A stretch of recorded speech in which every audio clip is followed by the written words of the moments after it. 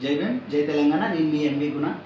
గతంలో మందమరిలో double bedroom ఇళ్ల విషయంలో అక్రమాలు జరిగినాయని మనం అటు ఎంఆర్ఓ గారు కానీ ఇటు మున్సిపల్ కమిషనర్ గారు కానీ కొంతమంది ప్రెస్ మిత్రులకు కానీ ఆధారాలతో సహా ఎలా అక్రమాలు జరిగినాయి, ఎవరెవరికి అనర్హులకు వచ్చినాయి అనే విషయాన్ని తెలియజేయడం జరిగింది. ఇప్పుడు నిన్న ఏదైతే లక్కీ డ్రా తీసిరో అప్పుడు గతంలో ప్రకటించినప్పుడు మేము క్వశ్చన్ చేసామనే ఉద్దేశంతో వాళ్ళు దాన్ని ఇది లబ్ధిదారుల సంఖ్యనే ఇవ్వాల్సిన 447 మంది లబ్ధిదారులు ఉన్నారు, వాళ్ళు అర్హులుగా ఇవ్వాల్సిన 309 దాన్ని లక్కీ డ్రా తీద్దామని ఒక డ్రామా చేసి నిన్న ఒక కథ చేసి లక్కీ డ్రా పేరుతోటి చేసినారు. అసలు విషయం ఏంటంటే 447 మంది లబ్ధిదారులు అని చెప్పిన వాళ్ళు 2 రోజుల క్రితమే 447 నుంచి 491కి లబ్ధిదారులను పెంచారు. అది ఎట్లా సాధ్యం?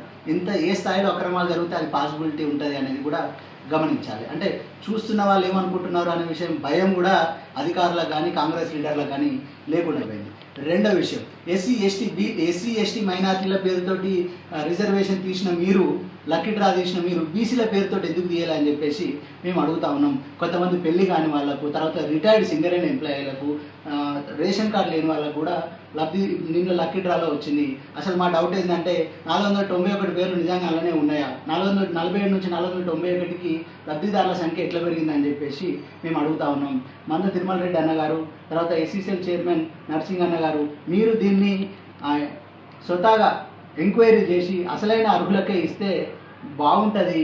ఎందుకంటే అది మీ ఆధ్వర్యంలోనే జరుగుతుంది, ఎంఆర్ఓ ఆధ్వర్యంలో మీరంతా చేసినప్పుడు అసలైన అర్హులకు ఇచ్చినప్పుడు మీకు మంచి పేరు వస్తుంది అని చెప్పేసి మేము తెలియజేస్తా ఉన్నాం. ఎందుకంటే ఇక్కడ ఉన్న ఎమ్మెల్యే పట్టించుకోడు, ఆయన టూరిస్ట్గా తిరుగుతాడు, ఆయన రేపు ఏ పార్టీలు ఉంటే ఆయన ఉంటాడు, ఆయన గురించి మనకు పని లేదు. మీరు స్థానిక నాయకులు కాబట్టి వార్డుల వైజ్గా డివైడ్ చేసేసి ప్రతి వార్డులో ఎస్సీ ఎస్టీ బీసీ మైనార్టీలకు లక్కీ డ్రా తీయండి. తర్వాత అసలైన లబ్ధిదారుల సంఖ్య ఏ రకంగా వాళ్ళని లబ్ధిదారులుగా చేరుస్తున్నామో కేటాయించి అసలైన లబ్ధిదారులకు ఇవ్వాల్సిందిగా. ఇప్పటికి కూడా పోయిందేం లేదు. ఎంఆర్ఓ ఆఫీస్ కేంద్రంగా జరుగుతున్న అక్రమాలు ఏవైతున్నాయో అవి బయట పెట్టడానికి మేము రెడీగా ఉన్నాం. ఇప్పటికి కూడా మీరు మారకుండా ఇది చేస్తే ఎవరైతే అనర్హులకు ఇచ్చారో కొంతమంది అక్రమాలకు పాల్పడి, మేము ప్రభుత్వం మారిన తర్వాత అయినా అనర్హులను గుర్తించి వాళ్ళ ఇల్లు ఖాళీ చేయించి అసలైన అర్హులకు ఇప్పేయడానికి రెడీగా ఉన్నామని గతంలో తెలియజేసినాం, ఇప్పుడు కూడా తెలియజేస్తా ఉన్నాం.